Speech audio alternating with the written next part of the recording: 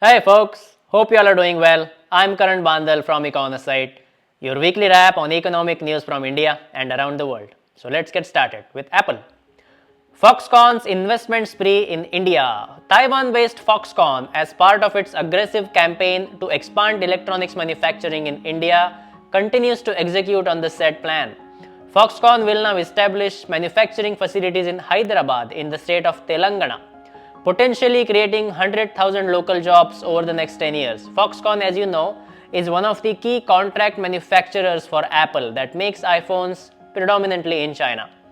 Currently, there are iPhones already being manufactured in India. Foxconn and Pegatron are making iPhones in Tamil Nadu. Wistron is making them in Karnataka. There are negotiations underway between the state government of Karnataka and Foxconn for similar investments in Bengaluru as well. A few weeks back, we discussed another Apple supplier, Jabil Inc. Jabil has been making AirPod components in Pune in the state of Maharashtra.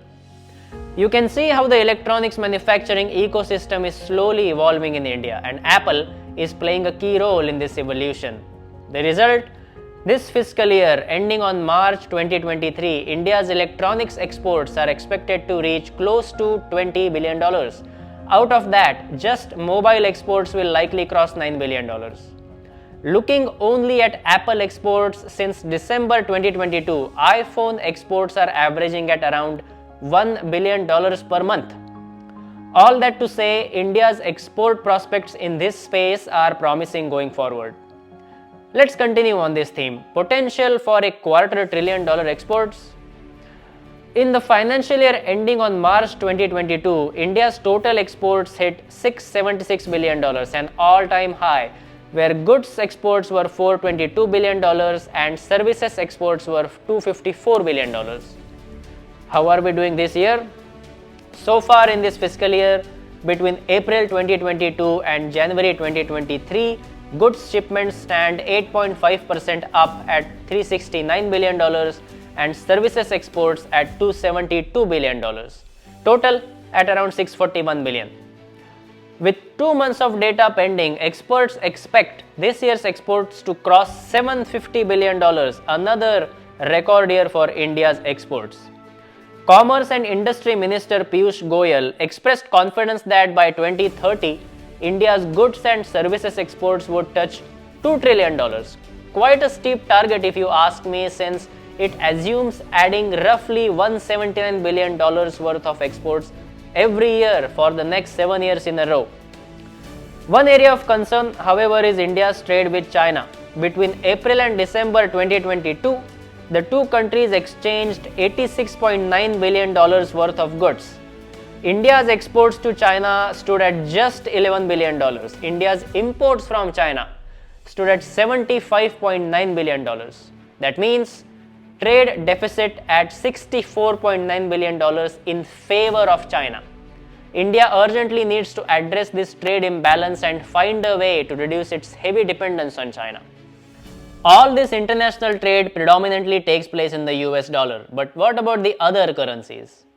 Special Rupee vostro accounts find many takers. We looked at vostro accounts last year. These are basically special accounts that foreign banks open and hold with authorized Indian banks.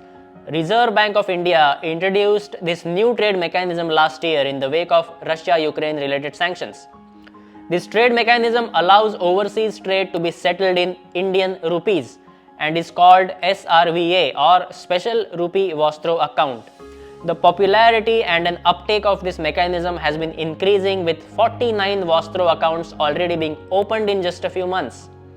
8 countries are now trading with India through this novel trade mechanism. In other words, they are carrying Indian rupees as part of their foreign exchange reserves in these SRVAs. Let's switch the topic from trade to energy, specifically Europe's energy mix.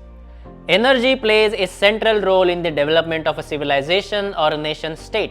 Europe is one of the most developed geographies on this planet, and its energy mix is worth looking at.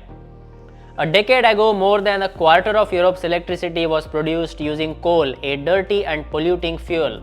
But now, we can see nuclear has taken the lead. In fact, if you combine hydro, solar and wind, this triad becomes the top power source for Europe. a green and clean power source. Look at the nation states level. Countries like France, Switzerland, Finland are driven primarily by nuclear power. Sweden, Portugal, Iceland, hydropower. UK, Italy, Greece powered by natural gas primarily, and countries like Turkey, Poland and Germany are laggards where coal is the primary source. I was surprised to see Germany in this list, but they started shutting down their nuclear power plants fairly recently, hoping to transition to a completely green powered portfolio, and that plan has not been working out as expected so far. Plus, Russia-Ukraine war has thrown a wrench on their transition process. It's good to see polluting power sources taking a backseat gradually, but much more work needs to happen in this space, needs to happen fast and all around the world. Back to India. India to become 4th largest economy next year. Invest India CEO Deepak Bagla claims that India will overtake Germany next year to become the world's 4th largest economy. His estimation might be off by a year or two though. If you look at the IMF data and projections, India's economy currently stands at around $3.5 trillion compared with Germany's at around $4.1 trillion. Granted, Germany will grow much slower than India in the coming years, but even then, not until financial year 2025, we see India's economy beginning to pass Germany's at around $4.5 trillion. Having said that, India will continue to lag way behind Germany as far as GDP per capita is concerned, even after passing Germany in absolute or nominal GDP. In summary, Western firms continue to diversify away from China. India has been able to attract some of these high-profile names like Apple, and the results are visible in the form of improved goods exports. Services and IT exports have always been India's strength, but with goods exports gaining traction, India's total exports are hitting record high numbers and fast approaching a $1 trillion milestone. As India is on track to become the world's 4th largest economy, and as India's global trade expands, there is interest being shown in using Indian rupee as one of the global trade currencies from some quarters of the world. I hope you enjoyed this week's wrap. I'll speak with you again next week. Until then, take care.